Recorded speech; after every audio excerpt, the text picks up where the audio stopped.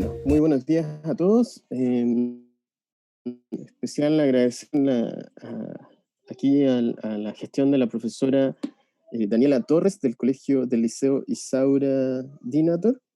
Queremos agradecer a los estudiantes que se han acercado aquí a nosotros como admisión de la Facultad de Arquitectura y Urbanismo de la Universidad de Chile, que está participando en esta sesión. Y en especial también agradecer al profesor Pablo Cerricolea. Él es académico del Departamento de Geografía de la Facultad de Arquitectura y quien nos va a dar esta charla de introducción a la geografía para ustedes. Así que los dejo con él y bienvenidos. Gracias, Claudio, por la presentación. Gracias a la profesora también por apoyarnos en esta difusión para el proceso de admisión a las carreras de nuestra facultad, en este caso geografía. Yo les tengo una presentación, en parte va a ser interactiva, yo voy a copiar luego el enlace en el chat de las cosas interactivas que haremos, y obviamente al final también tendremos espacio para preguntas, resolver dudas principalmente.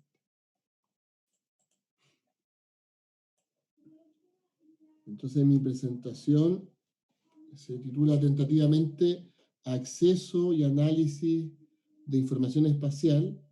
En este caso, la relevancia de la geografía. Ustedes han visto en los últimos meses cómo el tema de la pandemia ha acaparado mucha información. Y esta información ha sido espacializada, por ejemplo, por la Universidad Johns Hopkins y otros centros, entre ellos la misma Universidad de Chile, el Ministerio de Bienes Nacionales y otros, que están espacializando esta información, justamente para responder adecuadamente a la pandemia. Y en ese sentido la geografía es fundamental, y por eso creemos que es una carrera vigente, es una carrera de futuro, y es una carrera que resuelve problemas de la sociedad. Hoy día responderemos a dos temas fundamentales, que es la geografía y cómo es la carrera de geografía en la Universidad de Chile, y entre medio de esos dos temas veremos un acercamiento disciplinar con información espacial de el crecimiento de la ciudad de Santiago, por un lado, que la vemos en la imagen de fondo, y por otro lado el caso del cólera en Londres, que digamos es una situación hito para nuestra disciplina geográfica. La geografía es una ciencia espacial y se preocupa en reconocer, analizar y explicar las variaciones y similitudes de los fenómenos en el espacio. Habitualmente se ha dividido históricamente en una ciencia más física, una geografía física y una geografía humana, y a partir del siglo XX empieza a aparecer una geografía ambiental que justamente recoge el corazón de la disciplina, y es que la geografía es una sola. Es una disciplina que unifica distintos conocimientos que se tienen desde ciencias que nos apoyan, por ejemplo, la antropología, la ciencia política, la historia, la economía y la sociología, contribuyen a esa geografía humana. Y por otro lado, disciplinas más de la vida y de la tierra, como la meteorología, la astronomía, la biología y la pedología, que es el estudio específico de los suelos, nos ayudan a entender los aspectos físicos del territorio. Pero en un planeta tan humanizado, en un país como Chile, con más del 90% de la población habitando espacios urbanos, es que es fundamental entender esa interfaz entre lo físico y lo humano. Porque uno habita territorios, ¿cierto? Ciudades que tienen un material construido, una historia, pero por otro lado están sometidos a riesgos como aluviones, a riesgos como terremotos, y que vienen desde la esfera física. Por lo tanto, los problemas que resuelve la geografía son justamente estos problemas de interfaz físico-humano. Entonces, lo que les quiero decir es que esta es una disciplina que se define como una disciplina holística, es decir, que se preocupa de entender no solamente los problemas del clima, la geomorfología o los problemas de la geografía histórica o urbana en sí solo, digamos, sino que se preocupa de ese continuo, de esa visión integrada, de esa visión donde la suma de cada uno de estos hechos es más que las partes. Y para ello, los geógrafos y geógrafas aprenden sobre biología, biogeografía, aprenden sobre ecología, tanto natural como urbana, se aprende de el tratamiento, el uso y las amenazas del agua, por ejemplo, entre otros, y además de disciplinas bastante consolidadas también como la antropología, la sociología y la ciencia política. Entonces, es una disciplina integradora. Eso es importante que lo sepan.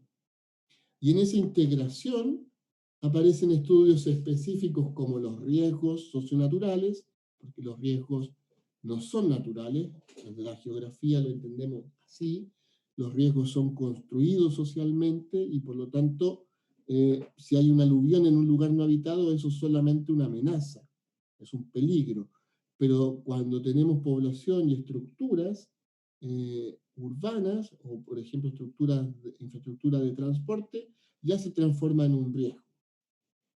En esta síntesis también aparece una topoclimatología cultural, donde tenemos colegas del Departamento de Geografía que estudian estos fenómenos, donde la cultura y el conocimiento que se tiene de un territorio, ese capital social, se puede aprovechar. Imaginen, por ejemplo, a los incas con más de 3.000 variedades de papa tomando decisiones de qué cultivar en ciertos momentos, observando los fenómenos meteorológicos.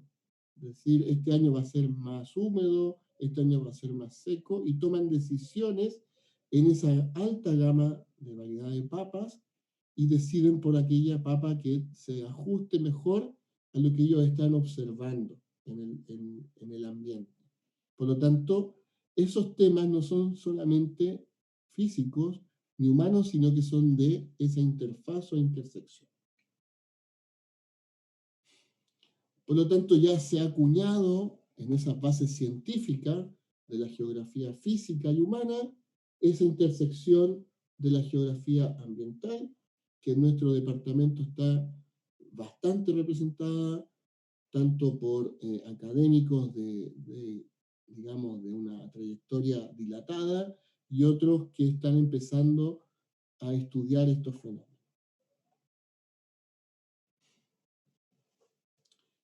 Por lo tanto, hoy en día se asume como un tema fundamental el estudiar los problemas de la sociedad. La geografía está al servicio de la sociedad, intenta resolver problemas complejos, problemas, por ejemplo, de gobernanza o de ecología política. Voy a dar un ejemplo.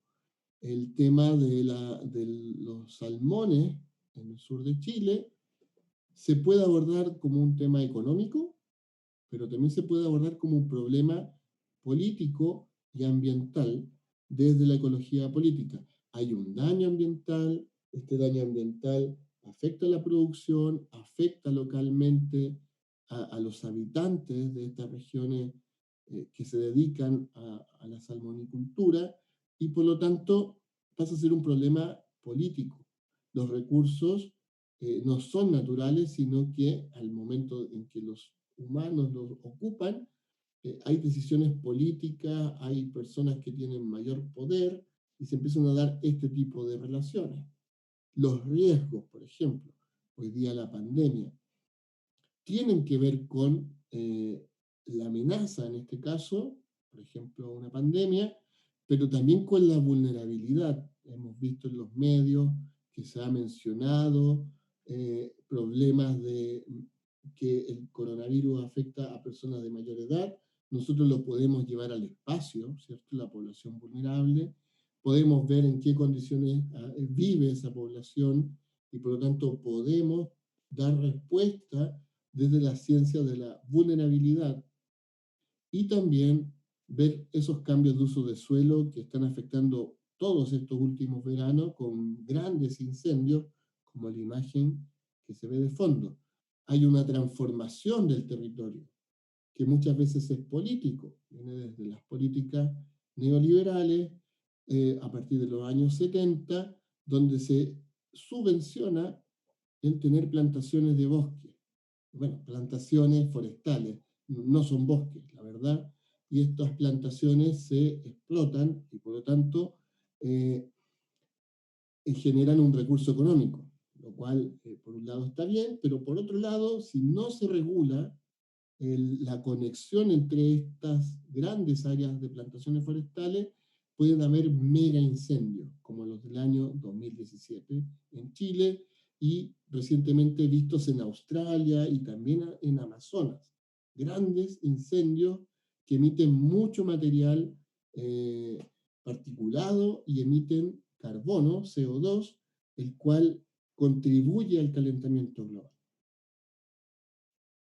Entonces, las bases científicas de la geografía están tratando hoy en día de responder a problemas de la sociedad, de esas relaciones o interacciones sociedad-ambiente, desde una ciencia tanto del paisaje como desde la gestión ambiental.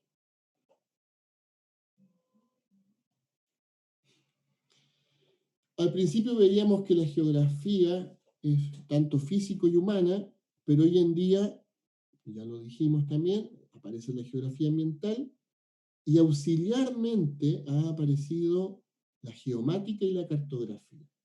Hoy en día ustedes tienen acceso a mucha información espacial, tanto por ejemplo, en Google Earth, en el Google Maps y en distintas plataformas que nos permiten, por ejemplo, el visor del coronavirus en Chile nos permite ver qué está pasando en tiempo real, en los últimos 5 días, en los últimos meses e incluso proyectarnos, hacer un pronóstico estacional de cómo se puede comportar una variable, por ejemplo, la lluvia o la temperatura en los próximos meses. Entonces, la geomática está apoyando a los pilares de esta geografía contemporánea.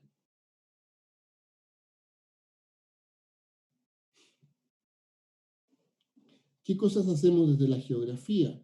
Desde un punto de vista más físico, nosotros somos capaces de ver cómo está el comportamiento de las precipitaciones actualmente y ver cómo se verán en el futuro y con ello contribuir a una mejor toma de decisiones, por ejemplo, de usos de suelo en el centro-sur de Chile, que va a tener una pérdida importante de la lluvia en las próximas décadas. Por ejemplo, debiese haber una transformación de los usos del suelo en esta área, pensando, por ejemplo, en otros cultivos que se adaptan mejor a condiciones más secas, que son las proyectadas hacia finales del siglo XXI. Por ejemplo, ya en Temuco vemos alguna iniciativa, o en Osorno, para la industria del vino.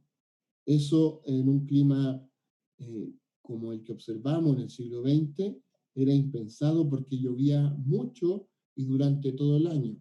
Eso se está transformando. Hoy en día sigue lloviendo, pero no tanto, y de modo más estacional. Hay veranos muy secos en el sur de Chile y periodos de invierno con grandes lluvias como las de este año.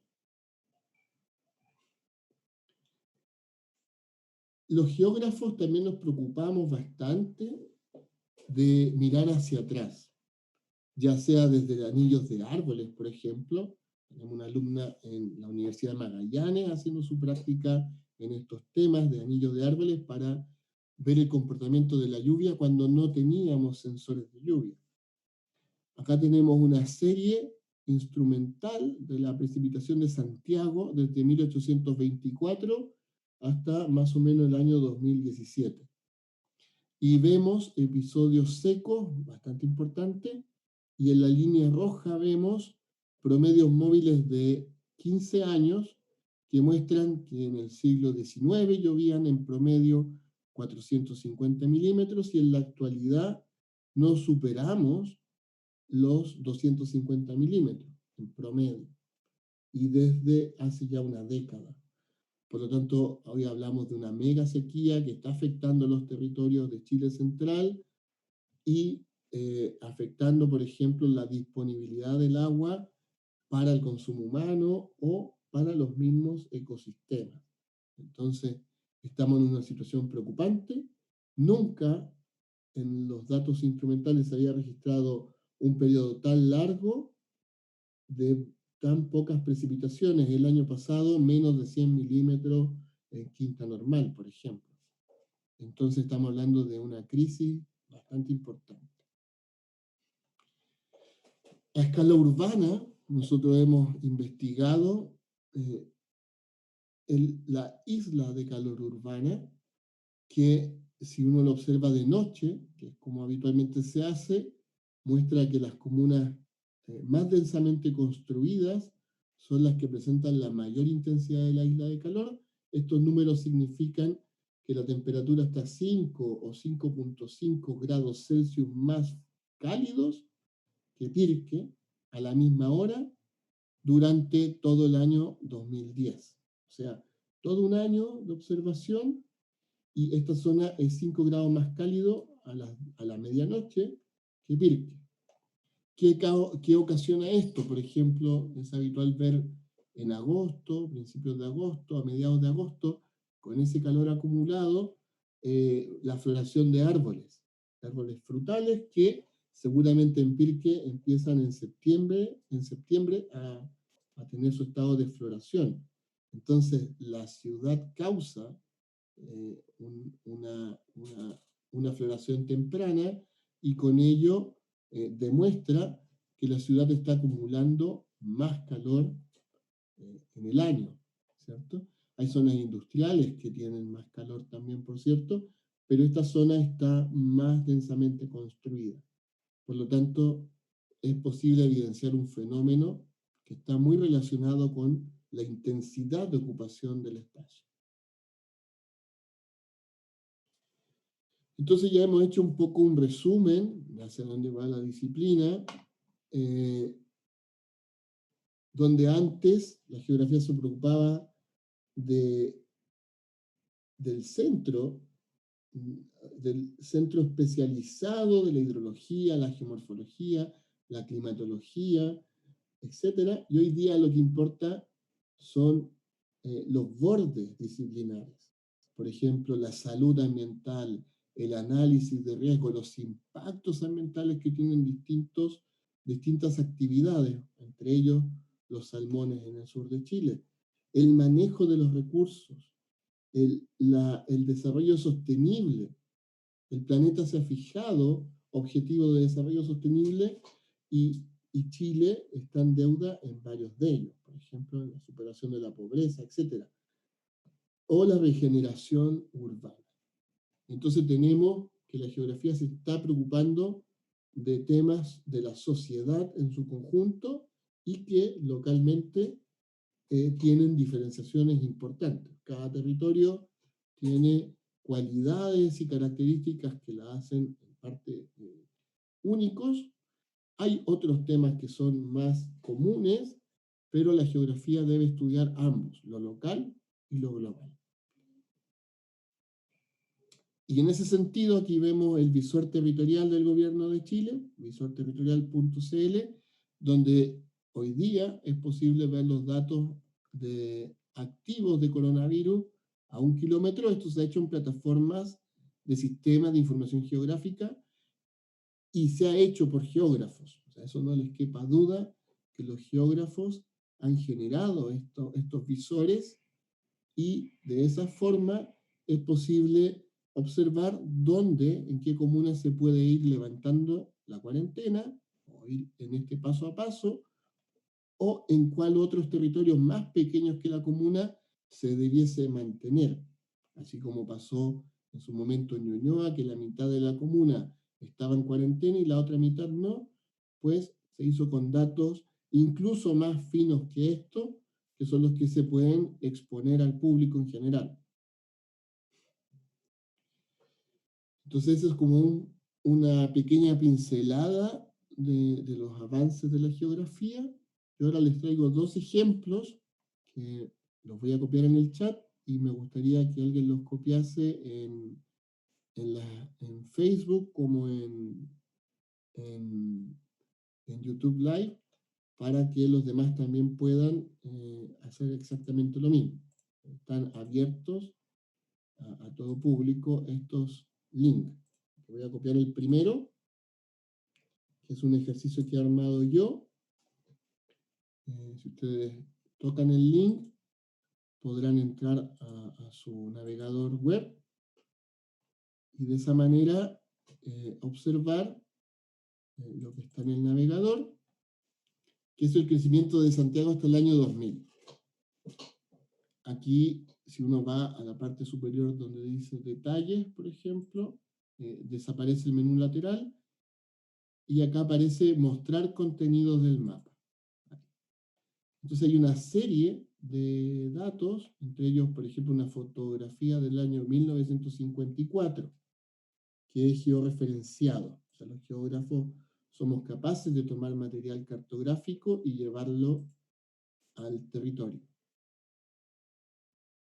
Aquí hay una pregunta que responderé más tarde, sobre si el COVID tiene relación con la temperatura. Aquí tenemos una foto del año 1954. Si ustedes la ven, vamos a recorrerla un poco, en la parte superior sale una fecha, 28 de diciembre de 1954. Es una foto aérea. Es uno de los vuelos más antiguos que se tiene de Chile, de estas características de fotogrametría. Hay otro vuelo más antiguo americano de los años 40, pero dispongo de esta fotografía en una buena calidad, y se observa acá un tranque. No sé si lo ven. Ahí se ve un tranque. Si yo me acerco a esa zona, esto está en la comuna de Pudahuel. Si yo apago esto, vemos que hay una calle que se llama Río Trancura y hay otra calle que se llama Avenida El Tranque. Entonces lo que vemos ahí es que las calles, el tranque, tiene su nombre por algo, digamos. Porque en 1954 había un tranque en esa zona de Pudahuel. Así como muchas calles tienen una lógica en sus nombres debido a eso. Y tengo la mancha urbana del año 1952. O sea, en 1952, la ciudad de Santiago era esa mancha que vemos acá. Puente Alto totalmente alejado de la ciudad, y San Bernardo también, pero se está conurbando, es decir, se está juntando con la comuna del Bosque. Ambas, o sea, hoy en día la comuna del Bosque es el límite de la provincia de Santiago, San Bernardo es la capital de otra provincia y Puente Alto también, provincia cordillera en el caso de Puente Alto. Entonces, esta era la ciudad en 1954 y 52 respectivamente, y vemos, por ejemplo, el Cerro de Renca, y acá hay una zona que se llama Locampino, Valle Locampino, que no tiene ninguna casa. Hoy en día esa zona está totalmente urbanizada. Y por otro lado tenemos una foto del año 1980. Voy a apagar la mancha. Y esta foto de 1980, si yo expando este menú, la puedo cargar, y ahí la veo. Es de la zona norte de Santiago. Aparece un poco una zona de Huechuraba que se llama Pedro Fontova, y se ve habitada, pero no con la intensidad que se tiene hoy en día. Ustedes pueden cambiar el mapa base a una imagen, por ejemplo, y ver cómo es hoy. ¿Se fijan? Así está de urbanizado. Entonces la geografía se preocupa de ver justamente estas transformaciones del territorio. Y vemos esta zona de lo campino, sin urbanización, y hoy en día totalmente urbanizado. Con las últimas lluvias vimos que una zona de expansión de Valle Lo Campino tuvo algunos problemas porque están sacando material del cerro y estos materiales quedan sueltos, removidos, y finalmente con las precipitaciones generan problemas, por ejemplo, de barro en las calles.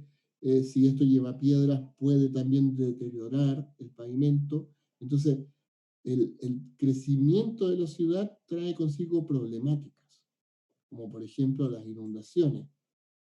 Y la geografía tiene que hacerse cargo de observar estos problemas y también denunciar cuando las cosas no se están haciendo adecuadamente.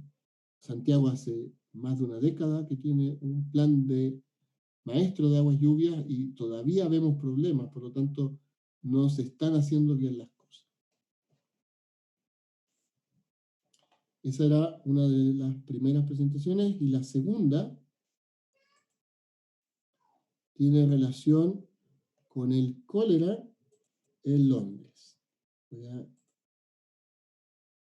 Voy a volver a compartir la diapo, ¿cierto? Y aprovecho de responder la pregunta sobre si el coronavirus tiene relación con la temperatura. Se ha estudiado, el coronavirus es una enfermedad nueva, ¿cierto? Y han aparecido muchas investigaciones, muchas de ellas lideradas por geógrafos, para entender este fenómeno. Todavía no sabemos cabalmente si esa relación entre temperatura y coronavirus es totalmente cierta, pero los datos que se han analizado hasta ahora muestran que cuando la temperatura está por debajo de los 10 grados, los casos aumentan, bajo los 10 grados Celsius. Entonces, aparentemente se ha observado una relación, pero todavía falta ver más información.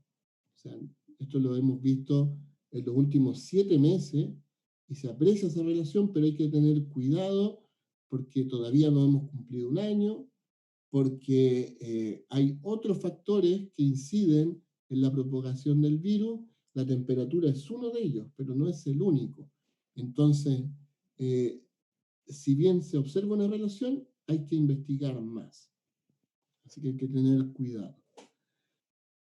Aquí tenemos otro ejemplo. Este ejemplo no es mío, pero está abierto.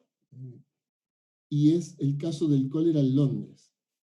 Jon Snow no es solamente el personaje de Juego de Tronos, sino que en el siglo XIX, el real Jon Snow era un epidemiólogo y que mapeó los casos de cólera en Londres.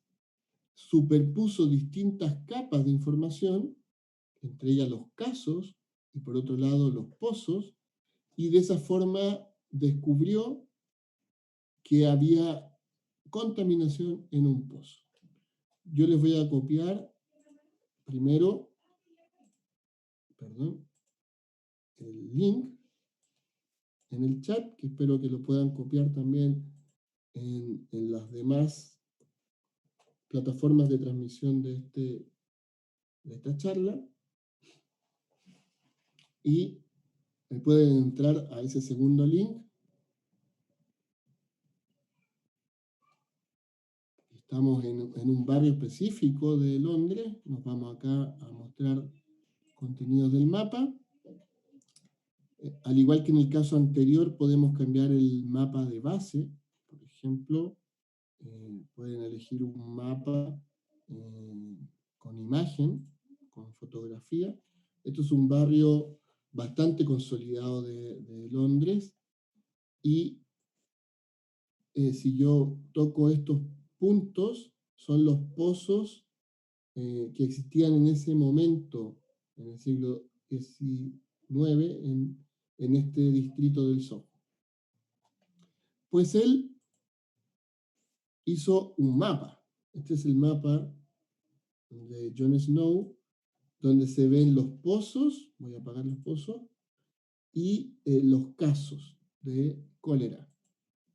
Claro, entonces la fuente de transmisión es a partir de aguas contaminadas, y por lo tanto él mapeó los casos. Entonces, al tener los casos, se puede, uno no ve ningún patrón, ¿cierto? Uno ve puntos, pero esos puntos se les puede sacar más provecho desde la geografía, ejecutando una leyenda, por ejemplo, donde el atributo que se quiere mostrar es el número de casos, donde se concentran más los casos de cólera en Londres. Y lo puedo ver como un mapa de calor, que seguramente muchos de ustedes han visto, y ahí tengo un mapa de calor automático que hacen los sistemas de información geográfica, y si yo veo los pozos, inmediatamente me aparece uno en una zona de alto contagio por cólera. Por lo tanto, este pozo fue cerrado en ese momento en Londres, porque era el pozo que estaba contaminado con la infección del cólera. Entonces, si se fijan, la geografía nos ayuda a responder problemas de salud pública, en este caso. Y en el History Map hay un relato de esto, les voy a copiar en el chat nuevamente el enlace, y si ustedes se van a ese History Map que está en inglés, aparecen bastantes detalles. Ahí entré al History Map, que esto se hace con los software que ocupamos los geógrafos, sobre el cólera. Ahí está la foto que les compartí. Si uno avanza en esta historia de mapa, uno puede encontrar, ahí aparece uno de los pozos, ¿cierto?, de extracción de agua. La gente no tenía agua en sus casas, sino que tenía que ir a los pozos a buscar agua. El agua de cañería en el siglo XIX llegaba a ciertos puntos. No llegaba la cañería a tu casa. Entonces, aquí tenemos densidad de los casos de cólera, una lógica para armar un ejercicio, ¿cierto? Nosotros lo vimos inicialmente, pero hay una decisión detrás, que es cerrar el pozo. De hecho, hay una caricatura que muestra a la policía cerrando ese pozo porque, por un tema de salud pública, era necesario cerrarlo, y por lo tanto esas personas que iban a ese pozo ahora tenían que desplazarse más lejos para obtener agua no contaminada. Así que, básicamente, esa era la primera parte. Bueno, la segunda parte de la presentación. He dejado los links. Y para finalizar un poco, y después darle espacio a las preguntas que siguen habiendo en el chat, las nuevas preguntas o las que vayan apareciendo. Geografía es una carrera de 5 años y que tiene conexión con el posgrado, el magíster en geografía. Trata de responder a 4 ámbitos de competencias que deben tener los geógrafos, entre ellas investigar, entre ellas planificar, gestionar y comunicar. Esos son los 4 ámbitos en que está pensada la geografía.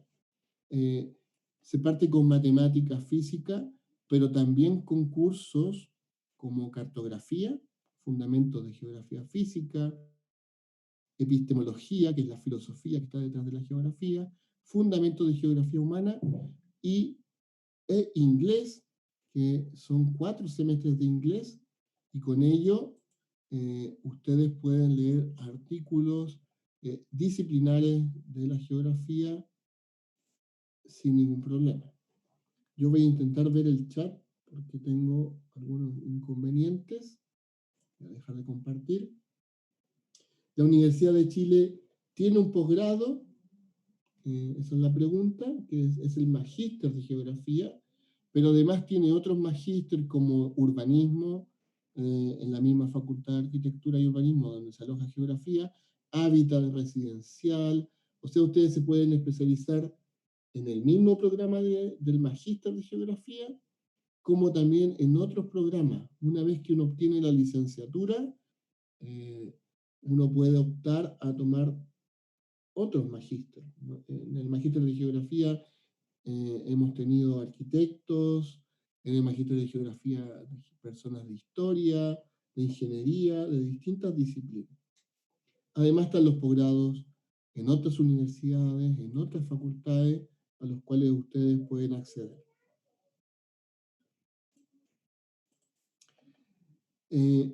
Entonces, este plan de estudio está pensado para, primero, dar las bases disciplinares en los 2 primeros años. Año 1 y 2 se encarga del ámbito investigación. De hecho, tiene metodología de la investigación, cuanti y cualitativa. Todos los cursos técnicos ocurren dentro de estos 2 primeros años: introducción a los sistemas de información geográfica, percepción remota y aplicaciones de los sistemas de información geográfica. Y las bases de la geología, la geomorfología, la climatología y obviamente las bases estadísticas necesarias para el análisis cuantitativo y luego análisis más de discurso o de historias de vida, etnografía, desde la investigación cualitativa. Luego siguen concursos que responden a la planificación y la gestión, a esos ámbitos, donde aparece, por ejemplo, el desarrollo urbano regional, el ordenamiento y planificación del territorio, la gestión de los riesgos, a partir de la geografía de los riesgos, la geografía ambiental, que era este centro de la geografía física y humana, y finalmente ya la titulación, pero el ámbito de comunicación es transversal durante toda la carrera. Entonces ustedes durante toda la carrera van a estar comunicando de distintas formas, ya sea con presentaciones, con blog, con, por ejemplo, hoy en día con HistoryMap y otras posibilidades. Entonces ustedes podrán avanzar en el ámbito de la comunicación. Acá me pregunta Cami sobre arquitectura y geografía, son carreras que trabajan muy entrelazadas, ¿verdad? Sí, trabajamos, no es casualidad que geografía esté en la Facultad de Arquitectura y Urbanismo, y digamos, ahí está la carrera de diseño también. Es posible hacer sinergias con las 3 carreras, pero desde el punto de vista de la arquitectura, enlazamos bastante bien con la disciplina del urbanismo. O sea, en geografía, tenemos geografía urbana, entendemos los fenómenos ambientales y físicos en ámbitos urbanos. Chile es un país urbano, y la arquitectura tiene una especialidad que es el urbanismo, que es una interdisciplina y es donde convergemos habitualmente. Así que sí, tenemos esa opción.